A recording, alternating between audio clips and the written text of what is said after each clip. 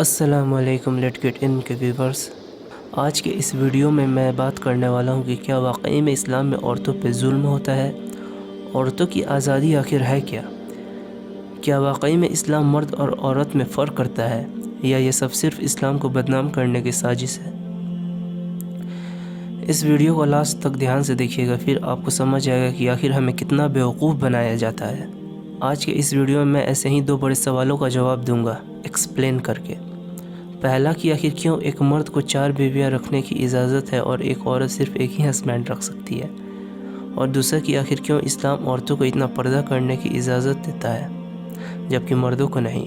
पूरी दुनिया के नज़रों में इस्लाम के इन हुक्म को जुल्म समझा जाता है औरतों पे, मगर हकीकत ऐसा बिल्कुल नहीं है।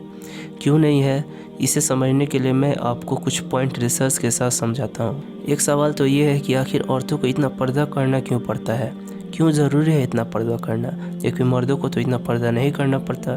तो ये ऐसे समझिए, मैं पहले एग्जांपल से समझाता हूँ, ध्यान से सुनिएगा। राइट, जैसे एक फूल का पौधा है और एक पेड़ है।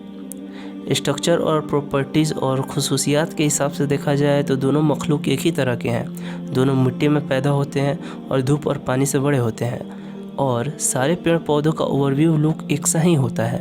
अब आप ये बोलो कि दोनों को सेम ट्रीट करना चाहिए क्योंकि दोनों मिट्टी के ही मखलूक हैं, दोनों एक सा ही खाते पीते हैं। अब आप चाहो कि एक किसी पौधे से इतना लकड़ी निकालो कि घर बना लो, और पेड़ से ये चाहो कि वो गुलाब का फूल दे, तो क्या ये पॉसिबल हो पाएगा? नहीं ना। एक पेड़ है और एक पौधा है, ये बात सही है कि इन दोनों का स्ट्रक्चर बिल्कुल सेम है, मगर इसका मतलब ये नहीं कि दोनों को एक साथ ट्रीट किया जाए। पौधा किसी एक सेफ जगह पे होता है, घर में या बगीचे में। वो एक जगह की खूबसूरती को बढ़ाता है। अगर आप उसे जंगल में पेड़ों के साथ रख दोगे तो वो आंधी तूफान की वजह से ख़त्म हो जाएगा। वो जंगल में बड़ा होने के लिए नहीं होता, वो सर्वाइव ही नहीं कर पाएगा। एक पौधा नेचुरली उस तरह के माहौल में रहने लायक नहीं होता। अब अगर कोई कहे कि नहीं, दोनों को सेम आज़ादी मिलनी चाहिए, तो वो बिल्कुल हुआ उस पौधे का दुश्मन है या वो जाहिल है। ऐसे ही इस दुनिया में सब कुछ का अपना अलग मुकाम है। फीमेल्स फिजिकली और मेंटली मर्दों के मुकाबले कमज़ोर होती हैं, और ये सच है। कुछ नहीं भी होती क्योंकि एक्सेप्शन हर जगह होता है। राइट, मगर हम 99% यानी मेजॉरिटी की बात कर रहे हैं। अगर अल्लाह ने हमें पैदा किया है तो वो जानता है हम क्या हैं। अल्लाह ने हमें पैदा किया है, हम खुद को जितना नहीं जानते उससे ज़्यादा हमारा अल्लाह हमें जानता है। वो जानता है किस चीज़ का मुकाम क्या है, कौन कैसे रहेगा तो उसकी हिफाजत होगी, क्योंकि वो हमें बनाने वाला है, वो बेहतर जानता है। इसलिए अल्लाह ने औरतों को इतना पर्दा करने का हुक्म दिया। ये गुलामी नहीं बल्कि ख़ुद औरतों की हिफाजत है, और यही वजह है कि मुस्लिम औरतों को इससे एतराज़ नहीं होता। ये सब बाकी दुनिया वाले कहते फिरते हैं कि इस्लाम में औरतों को आज़ादी नहीं, जबकि जो औरतें इस्लाम के हुक्मों को जानती हैं उन्हें बेहतर फ़र्क पता होता है कि क्या होता है वो आज़ादी जो दुनिया इनके मर्ज़ी के बगैर इनके लिए मांगती है। एक और वजह से औरतों को मर्दों का गुलाम कहा जाता है कि एक मर्द को 4 वाइफ रखने की इजाज़त है। तो इसका जवाब भी है कि नेचुरली और साइंटिफिकली ये बिल्कुल सही पेयर बनता है।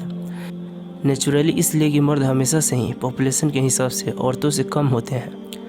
आप इसमें देख सकते हैं 1 लाख में मेल और फीमेल के मरने की तादाद, हर कंट्री में मर्द ही ज़्यादा मरते हैं।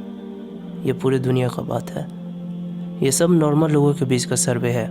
इसके अलावा भी मर्द बहुत से वजह से औरतों के मुकाबले ज़्यादा मरते हैं। जैसे जंग में, जब भी हिस्ट्री में जंग हुई है तब मर्द ही ज़्यादा मरते हैं।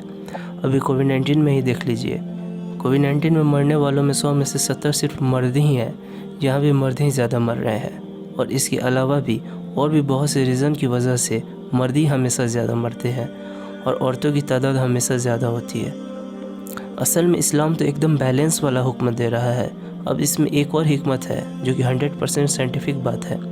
वो ये कि फ़ीमेल में मेल के मुकाबले सेक्सुअल डिज़ायर भी कम होते हैं। और मैं ऐसा नहीं बोल रहा, बहुत सारे रिसर्च है जो ये बोल रहे हैं, प्रूव करते हैं एक्चुअली। आप इसे देखिए, ये विकिपीडिया पे भी है।